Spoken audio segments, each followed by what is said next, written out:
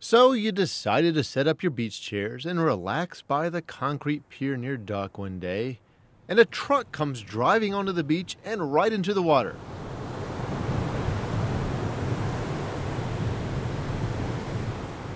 No, this is not a mistake. These are just workers at the U.S. Army Corps of Engineers Field Research Facility. Today, their research has them taking samples of sediment traveling under the waves to see how beach erosion can be predicted in different tidal conditions.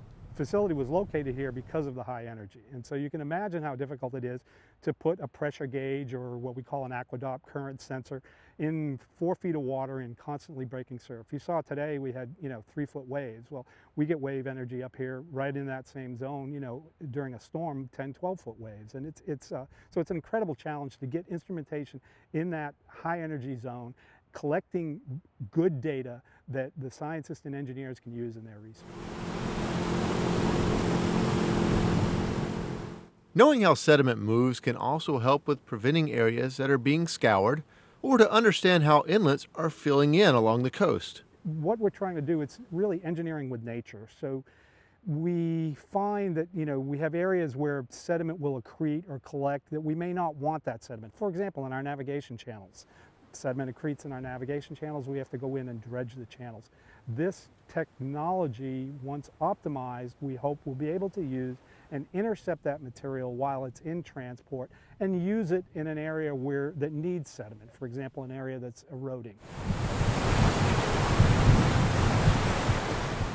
The waves may look inviting for a surfboarder or just some fun in the surf, but these researchers are also looking at these waves now to see how they can create natural energy through currents and wave energy. It was located here on the Outer Banks because this is the highest energy environment on the East Coast. And this facility is the place to understand wave energy. They have the longest and oldest record of wave energy in the world. This record is so reliable. We use it at the U.S. Army Engineer Research and Development Center, but it's used by researchers around the world who are trying to study wave energy, wave direction, and the impacts on the shore fronts. This may look just like another pickup truck taking a stroll down the beach, but these are researchers who combine the measurements of wave energy, sediment movement, and then combine that info to see how beaches erode during weather events. So we use the truck to try to figure out what's happening during storms, how much erosion is happening, where is that erosion happening. And the whole idea behind developing this system was to come up with something that we could actually go out during the storm to collect the data. This truck has both radar and LiDAR on board to see the waves and water energy. The researchers take measurements during calm times, like today. Then they go out just before a storm to get the latest data of how the beach looks. Then during the storm, they must also go out and see what is happening on their instruments to get accurate measurements of how storms actually move sand and water in different directions at different times of the storm.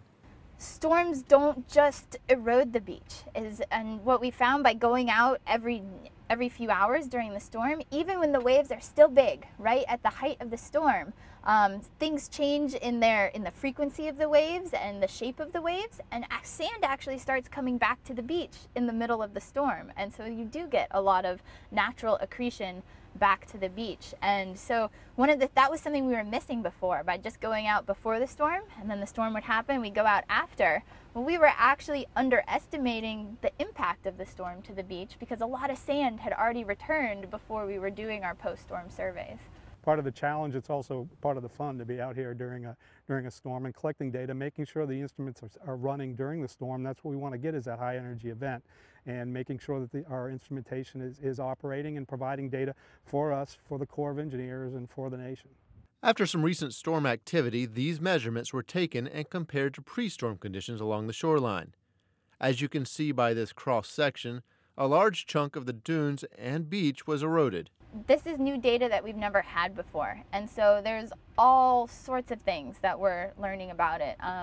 One of the really interesting things we're finding is that it's really important to know what the beach looks like right before the storm hits. And so if you have a really old, outdated survey and you try to run your model predictions using that outdated survey, even if it's only a couple weeks outdated, the beach and the surf zone can change so much that we need to know what it looks like right before the storm is happening. So one of the other projects we're working on, which we're really excited about, is trying to take what we've learned with Claris and these techniques to collect data and try to condense it down to do it from a really small sensor that we could actually put on a UAV or a drone.